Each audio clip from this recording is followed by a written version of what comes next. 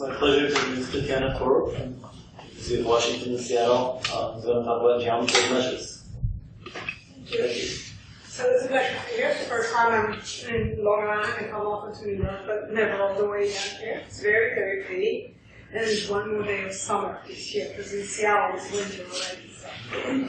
So what am I going to do today? So the goal, the title is a very, very big title, Geometry of Measures. What I would like to do is explain a little bit the title by giving examples of the type of problems that I study under this umbrella.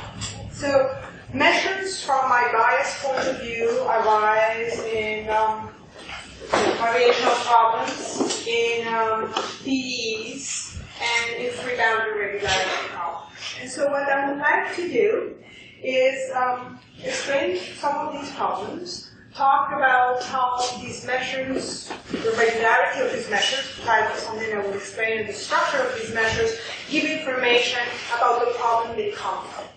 And so what I'm going to do to start with is I'm going to formulate 3 questions, and these are the types of questions we love.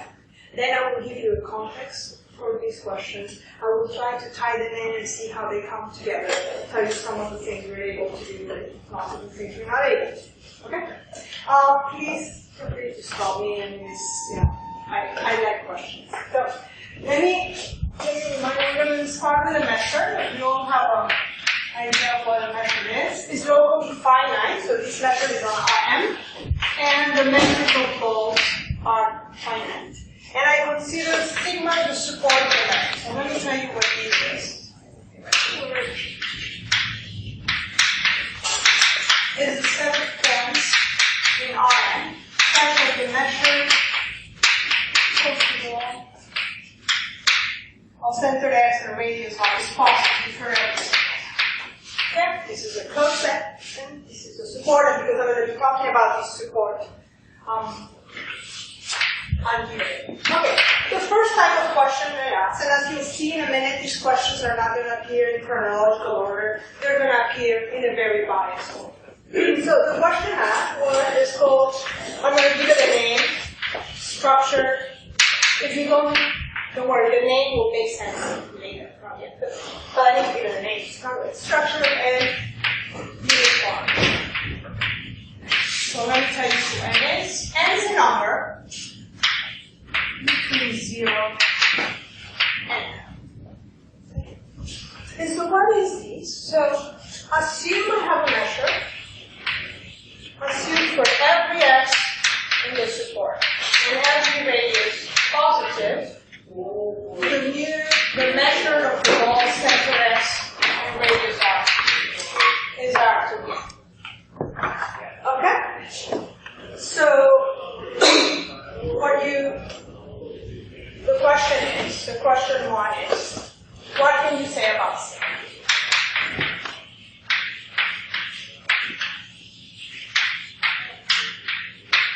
Let me give you an example. Let's assume n is 3, you're in R3, n is 1. This could be the measure of a line in R. And mu is simply the measure of that line. But the question is that all there is? Are there more? And even if you don't know who they are, is it a special structure for these ones? And this is a very specific question. Okay? So, if by any chance you get bored or lost halfway through when I get to the answer, feel free to think about this question. And I might ask you, just because I know there's lots of geometers in this room, there's lots of geometric analysts, you can ask a simple question: what happens if you are in R, if you only assume these for R between 0 and 1? And you can put a 2 here. And you'll see, maybe at the end of the talk, I'm going to not all of us know the answer. It's just that we haven't thought of it yet. Okay? So this is one of the type of questions I'm interested in. Question 1. Okay? So this question was asked, it's not me, it was asked by Travis today. And I'll tell you how he got there. Another type of question we look at under this umbrella is as follows. Question 2. Structure of measures we test. So what on earth is this?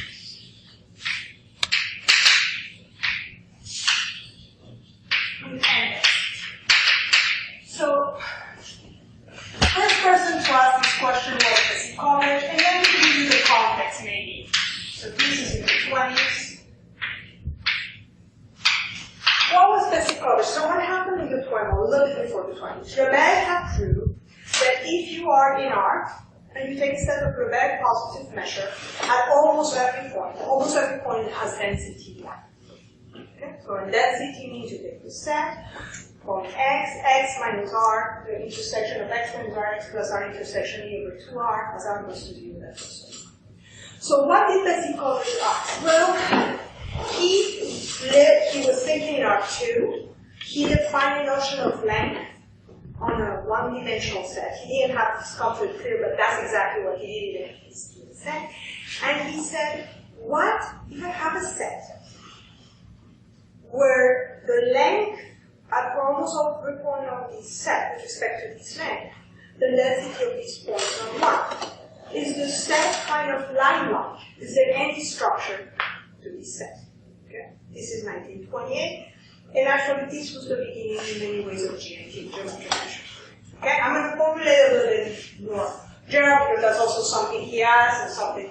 So he asked the initial question, a right question. Lots of people in between asked the same questions and made small contributions, and then prior to the 80s, once again, asking the general question. So here's the question. We have this measure on our end, which is locally compact, and you look at, you assume that the limit is r goes to 0 of mu of b over xr over r to the n. This limit exists, is positive, and finite. For all mu almost reference. So let me call it for every x. This is my limit, this is not 1. Okay, and so this is the index. And so the question is again the same. What can you say about this?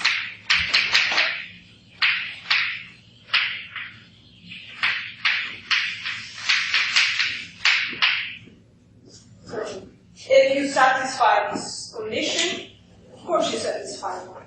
Okay? Please note this is just a multiple of the Lebesgue measure. You should have said that in the initial. Okay, and what's the question 3 I would like to address? These come from somewhere else. So, I started working with Kenny in the 90s. I was doing something else. We were looking at PDEs, amongst the domains, and that's what we were interested in. And we run into a measure that didn't define this thing. So the question we asked, and we were unaware at this point, when we asked this question, we were unaware of Carson's work. Kenny and I asked the following question. Assume that the limit as r goes to 0 of mu of b of x, that for every tau constant, this ratio, the measure of the mole of radius tau r, and the measure of the mole of radius r as r goes to 0, is raised to tau to the n. The question is, what can you say about it? So the question is always the same.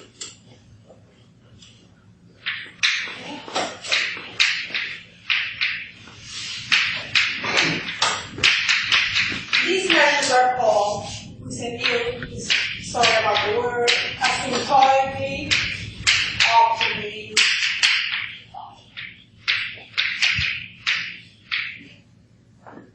Yes. So, on these questions, are we only thinking about integer values of n, or is it ever interesting to think about fractional values of n? I'll tell you the name. I'll keep my mouth shut and I'll wait either. So, since you asked, okay, I'm going to answer the question. You're completely right. I put n. We tend to think of n as an integer, but yes, there's a condition thing. No, so the first thing we have to say is in the 50s. So I was going to say, Besicovitch contributed, I'll tell you what he did. There were lots of things that happened here that came price. The only thing that I would like to remark in here is Maastricht. Maastricht had a very important paper. He had two. He came and stayed mastery proof that if the density exists in a set of positive measure, n is an integer. Let me call this 1, 2, and this. Okay, 2 moles.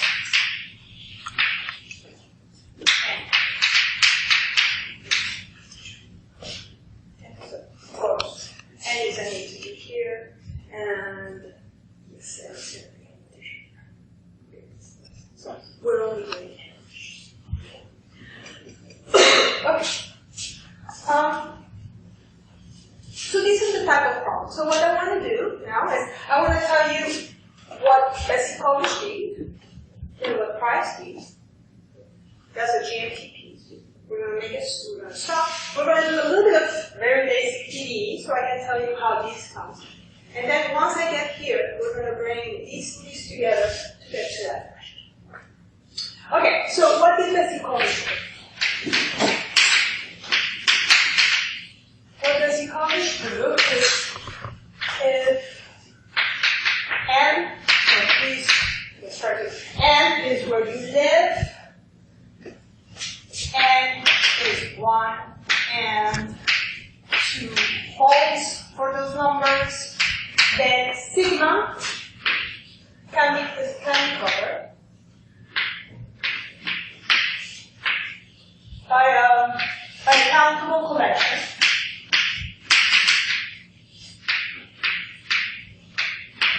of C1 one-dimensional submanifolds. That means curves and a set of measures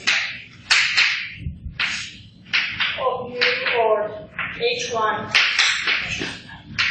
If you don't know where H1 is, you ignore that H1 few measures. Yeah. So basically what he proved is that this measure was rectified. And Besicovitch did this by hand. Okay? Well, he got his real lines out of here, he put them together, he got his curves. It's remarkable.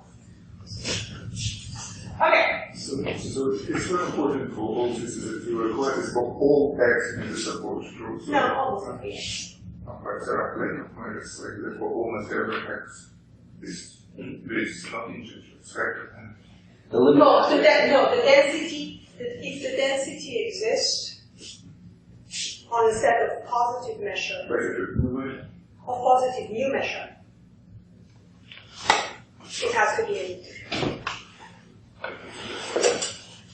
It is. I think it's not for fractals, what you can get are examples where this limit, the limit doesn't exist, but the ratios are bounded away from 0 and infinity, but she's insisting the limit exists. Yes, I am not, you are completely right.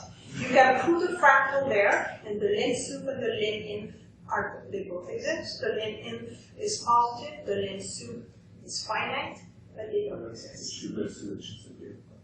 Okay? It's the fact that the two things are the same is crucial. And in fact, not okay? But anyway, so for these questions, you really insist it to hold for all text, for all these questions, so you don't insist on it. No, I don't insist. So I'm going to be very honest. I put on all so that we don't have to go to mu almost everywhere on a colloquium. No, I don't need it. Okay? Another, actually, the way Marshall proved it, it was an elaborate proof using some of the technology of Price. There's a relatively simple proof that I'm very glad to show you afterwards. Okay, so this was Besicovitch. He proved these. A lot of things happen in between. So the next thing that he called this, so Besicovitch first proved it for the length, then for the more general measure, then people worked very hard to change this m to anything other than 2, and that was accomplished. There was lots of work there. And then some partial results occur when n was 2. But every time, kind of nothing was matching. And then came Price, and Price introduced a completely new technology, some of which I will talk a tiny bit about. But what he proved is is that, and so this is in 1982, I believe. What he proved is that if one holds at any n and any m, sigma can be covered by mechanical collection of n of C1 n submanifolds and a set of Hn and a set of mu or Hn measures.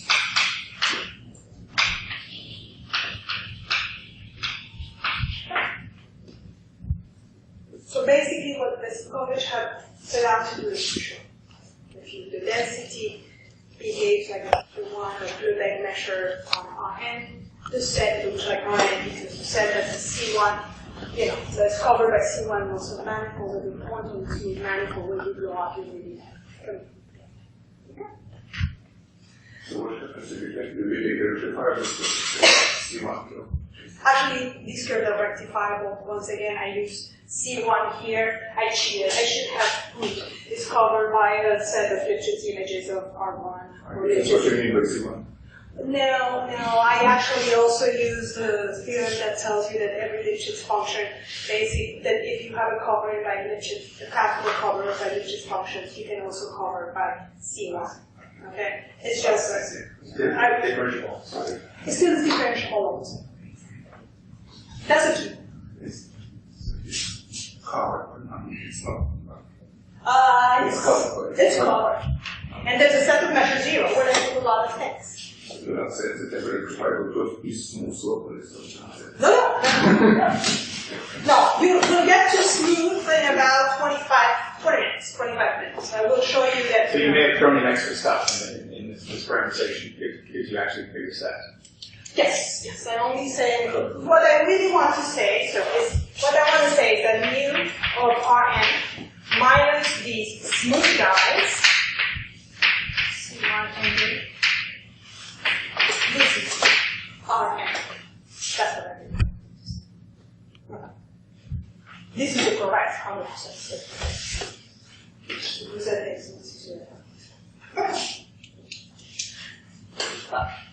Okay, so that answers this question. Okay. Let me tell you how we got here. Okay. So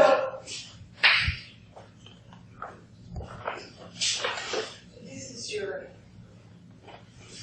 PDEs or mission. It was like in the movies, there's a short. This is your short.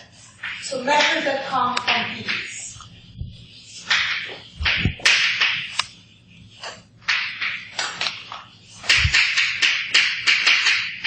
So let me remind you the classical Dirichlet problem. I'm only going to talk for the Dirichlet problem for the Laplacian. Many of the things I'm going to say about the Laplacian are true for all the second order divergence form elliptic operators, but it's really not. So let's not worry about it. So classical Dirichlet problem.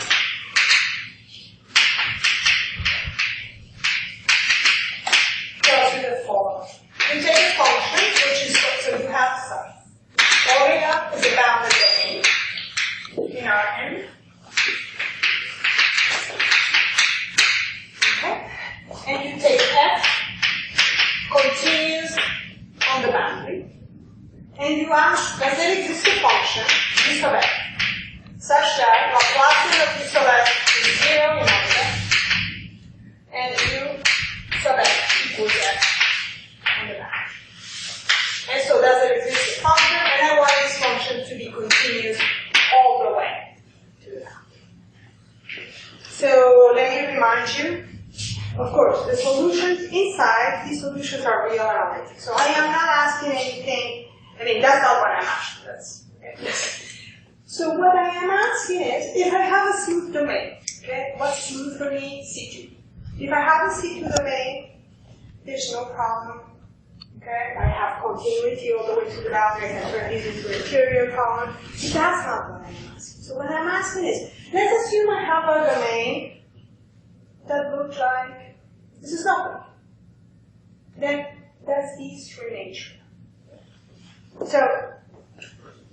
So we say that the domain is regular if for every continuous function there exists a solution to the classical division problem. And winner, and here's your criteria that tells you here's what the domain needs to satisfy.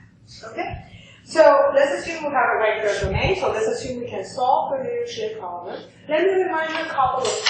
So, if you can solve the Dirichlet problem, then the maximum principle tells you that the maximum of our function is in omega is less or equal. Exactly, is the same as the maximum of f on the boundary.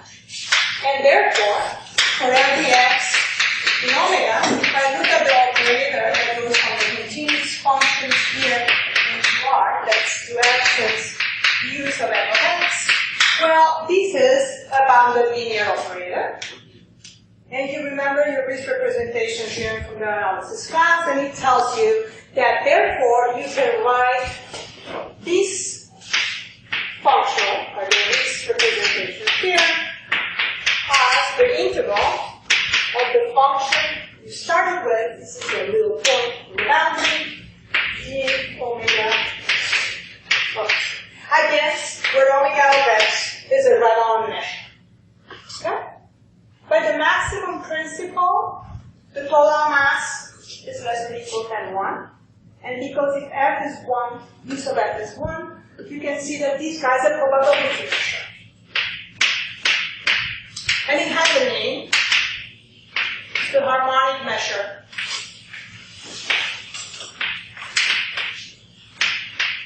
With all x. Let me tell you, if you've never seen these, let me tell you what this is. So it's a probability measure. Here is your domain, it's log omega x. You take a set E in the boundary, omega x of E, okay? Measures the probability that if you start your random walk here, you will first hit the boundary at a point. So these guys, so let's remember, what we're trying to understand is whether I'm interested in the regularity of these functions. Okay, I know it's continuous, it's straight, it's continuous on the way to that, but can I say something else? These functions are all made out of these measures. So if I want to study these functions, I better understand these measures. And on a smooth domain, you have other techniques, but on a non-smooth domain, so what's a non-smooth domain for me? The smoother of my non-smooth domain is a Dirichlet domain. Okay, and they go down, and I'll tell you what other options I have. So if I want to understand the regularity of these functions, I need to understand these measures. Okay? These are the building blocks for all the harmonic functions. Okay. So when people started studying the Dirichlet problem, the classical Dirichlet problem on non-smooth domain, they went to understanding these. So let me tell you what they initially did. So as I said, I'll come back to this one. Hopefully you remember the name I'm standing before.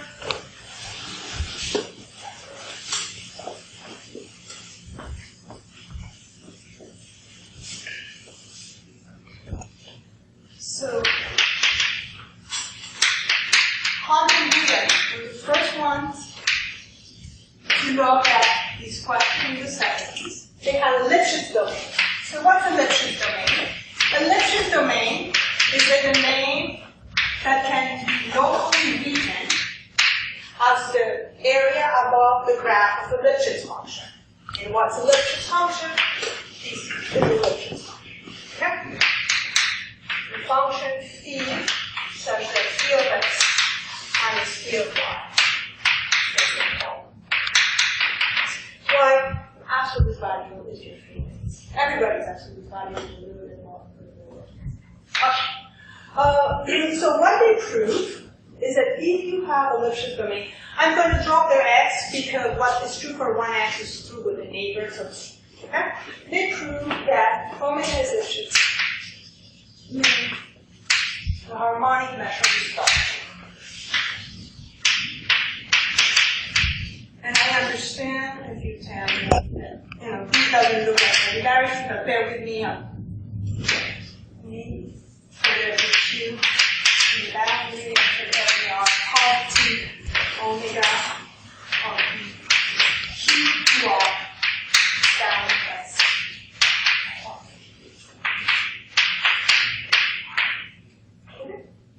So you're going to say, well, this doesn't look like much.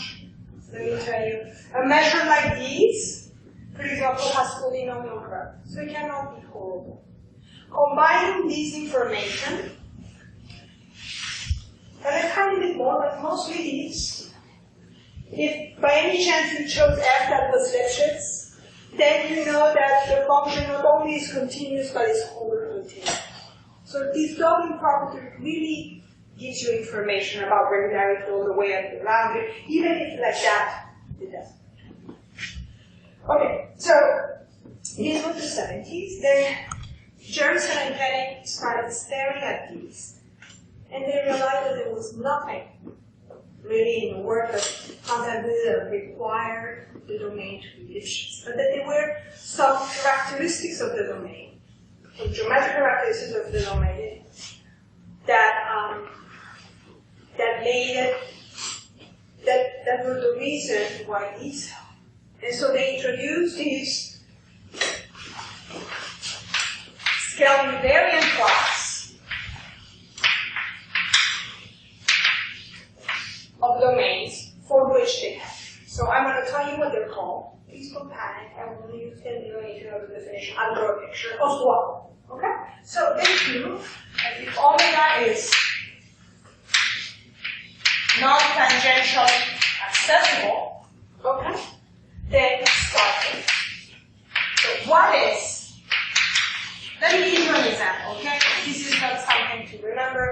Some of you know this definition well, because you work in similar things from the geometric side, but let's not worry about what the definition is. Let me give you an example. So here's an example of an integer. I guess this is what it is yellow. And now we're going to construct a snowflake on top.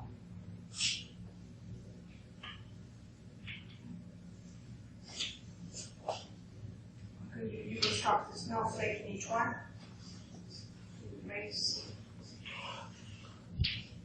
Okay? And you could. You all know the cost snowflake, that's what you construct. And the set that you obtain is an empty.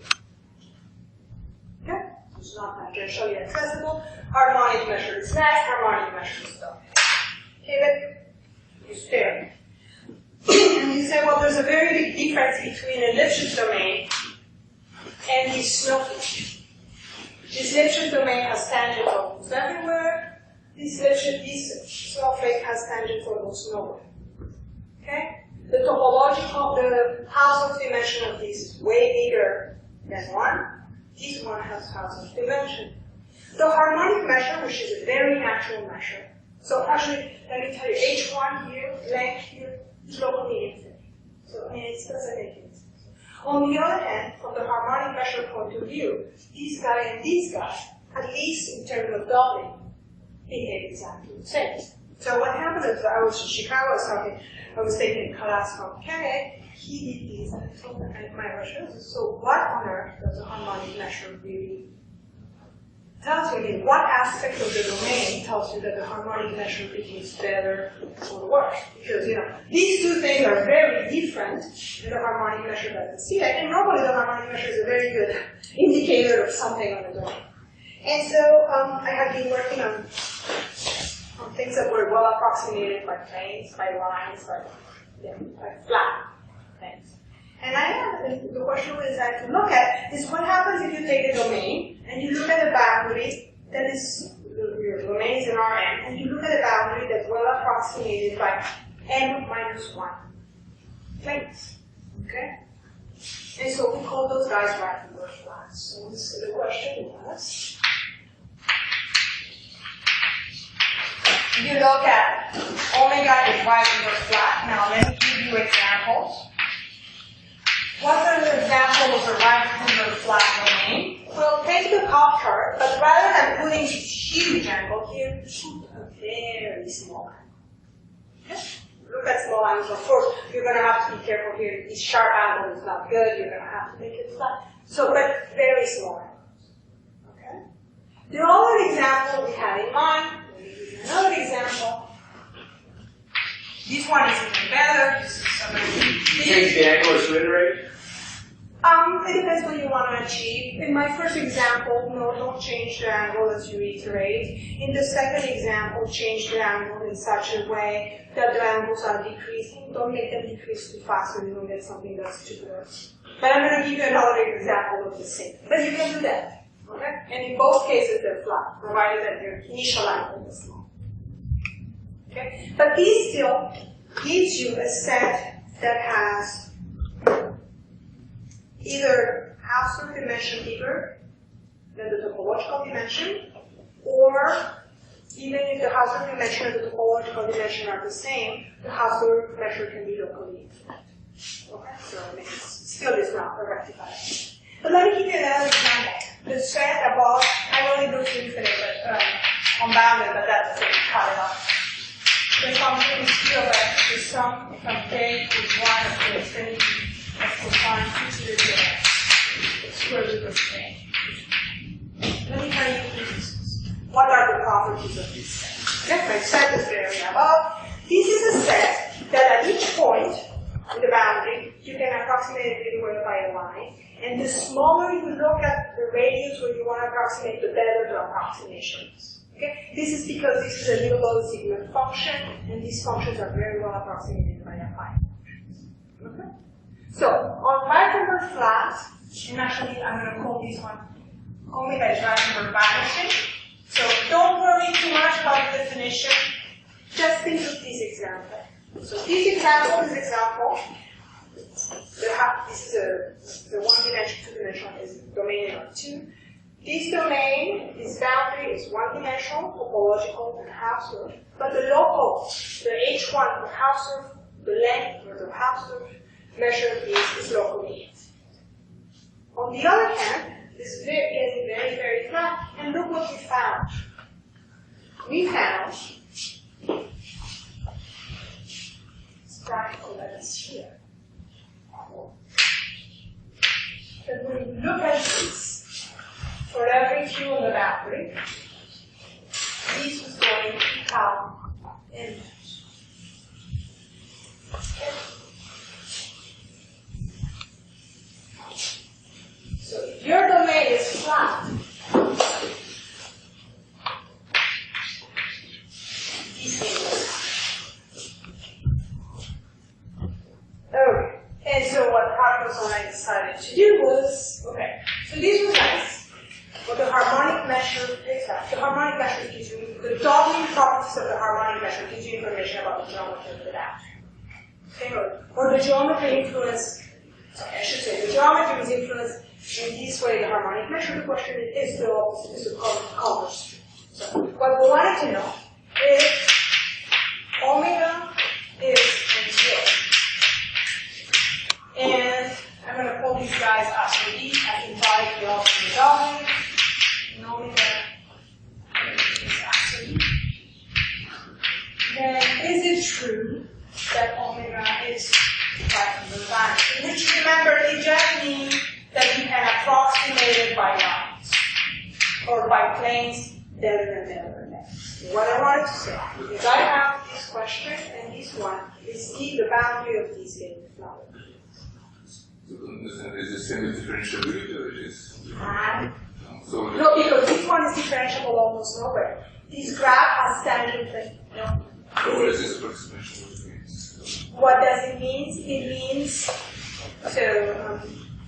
The precise definition is that the Hausdorff distance between the set that's being approximated on the ball of radius R and at every point, the Hausdorff distance between the set and the best approximating plane is less than epsilon.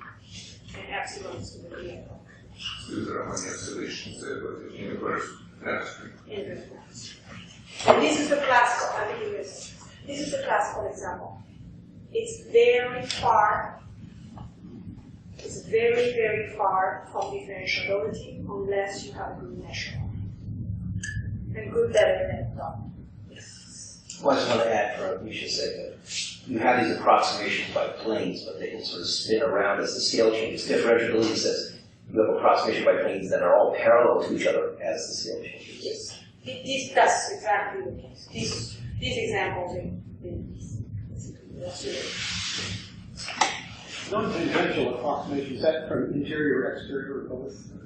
It's here we were only talking from the interior, but with non-tangential it really means that you had a non-tangential ball inside, they required a non-tangential ball outside, but that was because it was convenient. That's not, you need a little bit less.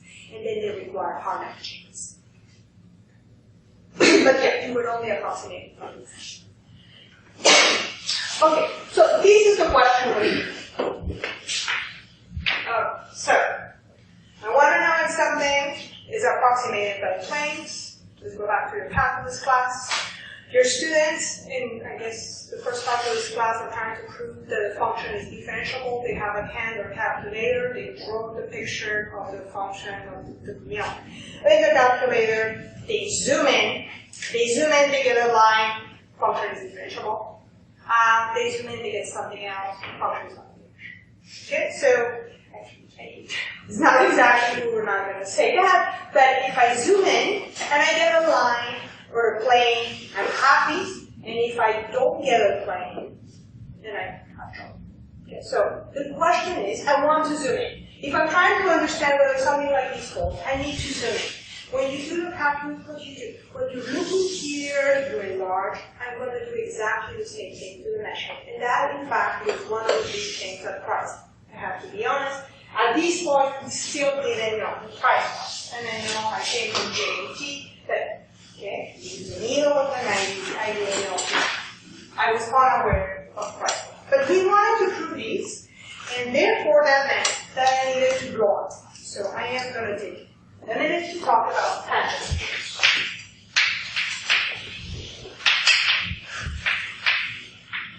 Okay. So, I'm going to assume I have mu that is like in question one. So either mu has a density or mu is asymptotically of mu doubling. And I want to see what happens when I zoom in. So for x, sigma, r, constant, I look at mu of x, r, e, plus mu of r, e, plus x over mu of e of x, r. So I am dilating my r small and making things big. With this, the measure of the wall of center 0 and radius 1 is okay. I'm just enlarging. And look what happened. So we decided to consider that, and so we have a measure that was asymptotic of mini doubling. So we decide now. Mu. So this was syntenic. We blow up. So we show the subsequence going to 0, and we prove that for every sequence, you could take a subsequence that converges to a measure, and these measures here have the following property. For every z in the support of mu, okay? We got here, and of course we're stuck. Okay, now listen to your answer. Alright, my first question is, who are these guys? I want them to be a plane. We saw these, we were not to be stuck. We want them to be planes, but could they be some things? And it just happened that there was a conference, so I found one and I asked, have you ever seen a measure like this? He said, no, but look at Price. And it turns out that Price, what happened is when Price takes one of his measures that has a density, he blows out slightly differently, but it doesn't matter. all the tangent measures, so these guys called the tangent measure of UM, all these tangent measures are n modified. So he needed to know what these measures were. So what he proved was the following. So I'm not sure. So the first thing you prove is that if mu n uniform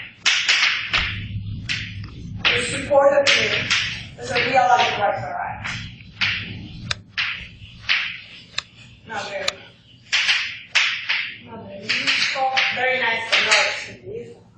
And then he proved the following thing, that if n is n plus 1, then you only have a few options.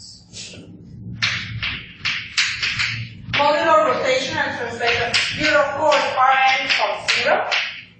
And this happens for n, all is the only option for n 1 or 2. But if n is bigger or equal than 3, then either you have these or you have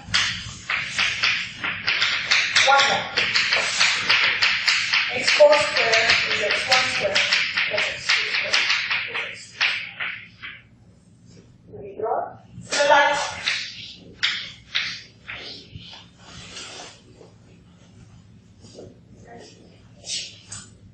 so the answer to this question is yes. Because this domain, where I'm standing in R4, the domain on the outside is an NTA domain. The measure, it turns out that the harmonic measure of this domain is exactly this one. I mean, we have to compute that, but that works. So not only is this asymptotically optimal, actually it's always, the thing is always exactly, the ratio is always exactly this. And this is not flat. Depending on what flat is, this is not. Okay, so what we had to do at the time was to say, okay, well, this one, if you assume it's a little bit flat, then yes, your right will match.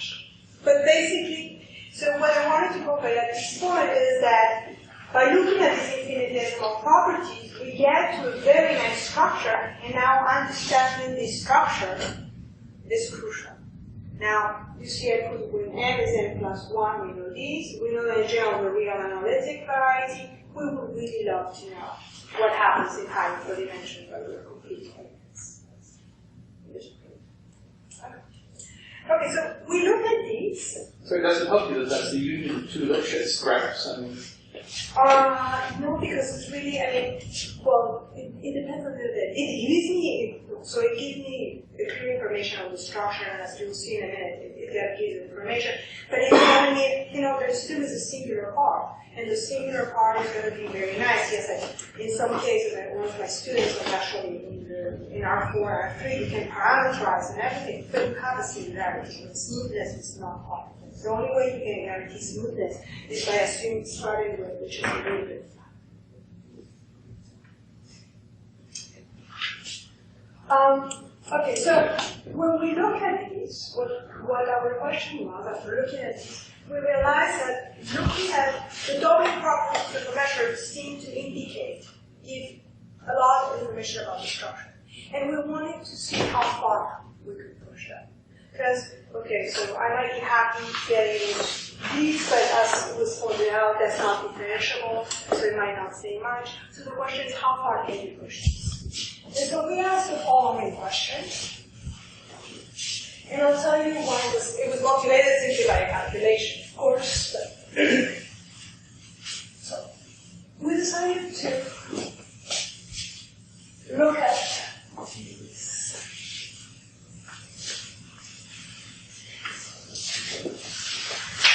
Tau is positive, I have a measure here which is doubling, and we look at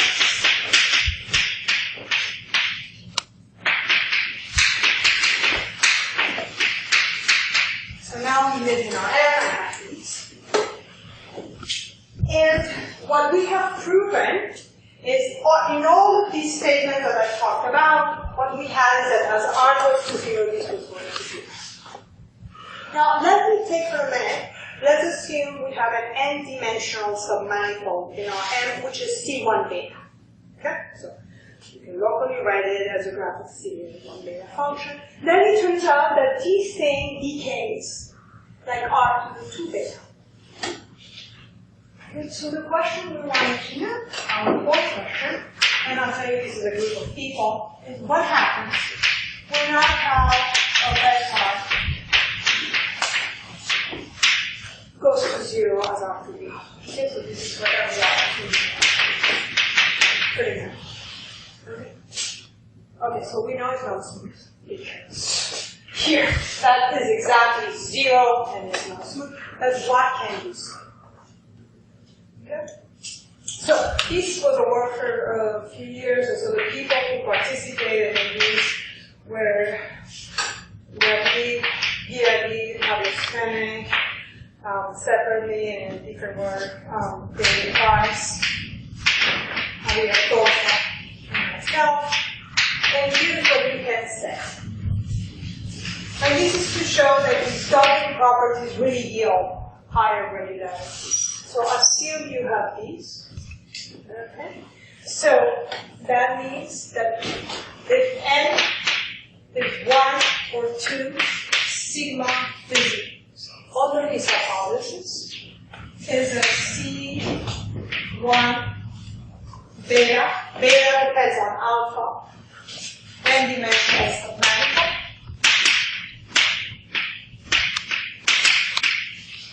In higher dimensions, sigma is the union of a regular set and a singular set. R is a C1 beta n-dimensional submanifold.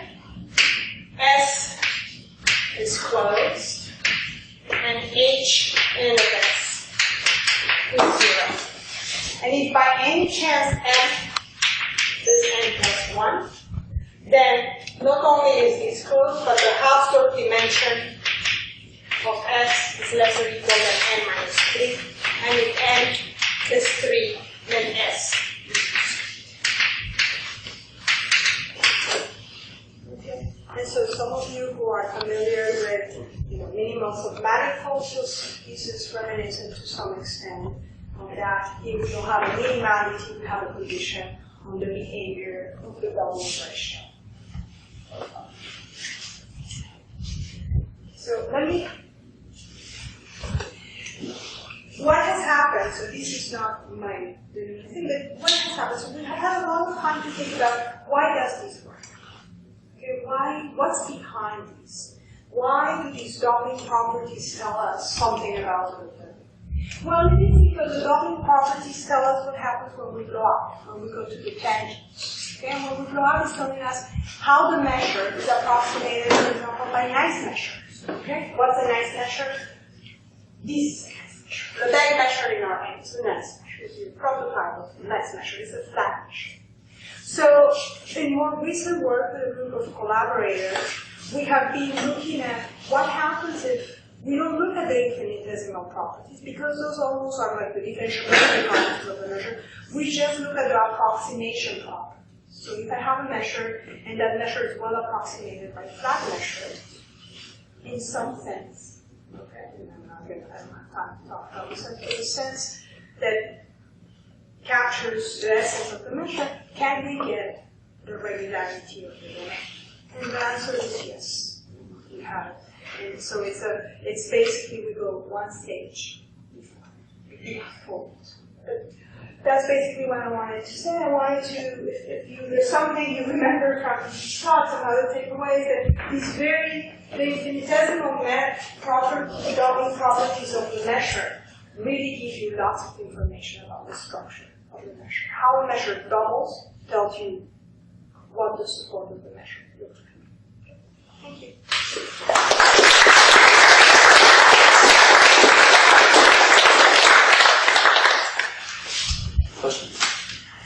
So I was a little bit confused that you first told us some very nice structure of this result. Try saying that if you had a doubling property, then the structure of the set must be kind of like a union. If you had a density. Right. So could you clarify what actually happened with respect to this last? So what's my difference? What's different? What? In these ones, where we cannot prove rectifiability because we only have one, but price had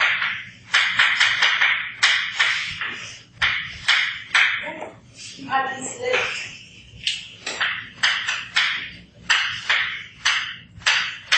So behind this limit, there's already a comparison between the Hausdorff measure and the Mendes measure. Okay? So basically comparable. So things cannot go haywire. The dimension of this method has to be n. Well, when these two things double, okay, you see, they could be logs that are highly there. So there are examples of measures like these, in particular the harmonic measure for that domain over there, where this thing is beautiful, but this thing is plus infinity over time. So that's where it looks very much the same, but it's not. So there are, in some sense, yes, this tells you that the polynomial aspect is n, but they can be logs hanging around.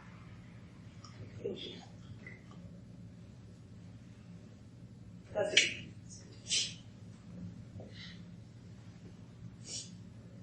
Other questions?